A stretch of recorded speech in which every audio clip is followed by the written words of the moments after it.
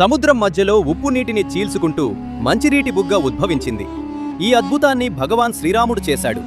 దీనిని చూసి నేటికీ శాస్త్రవేత్తలు ఆశ్చర్యపోతున్నారు. ఈ కథ లంకా విజయం తర్వాత జరిగినది. రావణుడిని ఓడించిన తర్వాత శ్రీరాముడు తన సైన్యంతో కలిసి తిరిగి వస్తున్నప్పుడు వారు ప్రస్తుత రామేశ్వరం తీరానికి చేరుకున్నారు. అక్కడ వారు కొన్ని రోజులు ఆగవలసి వచ్చింది. సుదీర్ఘ ప్రయాణం మరియు యుద్ధ అలసట వల్ల సీతామాతకు తీవ్రమైన దాహం వేసింది. కాని చుట్టుపక్కల తాగడానికి వీలైన నీటి వనరు ఏదీ లేదు. అంతటా సముద్రపు ఉప్పునీరు మాత్రమే ఉంది. సీత దాహాన్ని చూసి శ్రీరాముని మనసు ద్రవించింది.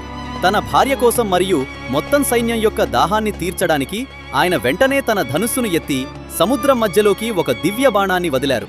రాముడి ఆ బాణం సముద్ర ఉపరితలాన్ని తాకగానే అద్భుతం జరిగింది. భూమిని చీల్చుకుంటూ చల్లని మంచినీటి బుగ్గ ఉద్భవించింది. శ్రీరాముడు బాణం వేసి నీటిని వెలికితీసిన ఆ పవిత్ర స్థలాన్ని నేడు విలుండి తీర్థం అని పిలుస్తారు. తమిళంలో విలుండి అంటే బాణం వేసిన చోటు అని అర్థం.